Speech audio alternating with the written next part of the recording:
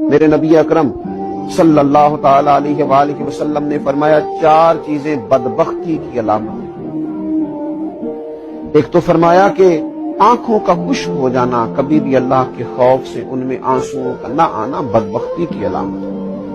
दूसरा, रसूलुल्लाह सल्लल्लाहु ताला अलैहि वसल्लम ने फरमाया दिल का सख्त हो जाना ये बदबख्ती की अलामत है, कि तेरे दिल में किसी के लिए दर्द ना हो, तेरा दिल किसी के लिए नरम ना हो, तेरी तबीयत में कभी किसी बंदे के लिए हमदर्दी पैदा ना हो, ये बदबख्ती की अलामत है। और तीसरे नंबर पर नबी पाक सल्लल्लाहु ताला अलैहि वसल्लम ने फरमाया दुनिया की हिरस में लग जाना, लालच पैदा कर लेना, हवस पैदा कर लेना, मैं कैसे कुछ ज्यादा से ज्यादा माल इकट्ठा कर सकता हूं, ये बदबख्ती की अलामत है। ये देखिए ये किस तरह के रूहानी अमराज हैं जो बंदों को जकड़ लेते हैं और उनकी रूहानी जिंदगी को बर्बाद करते हैं।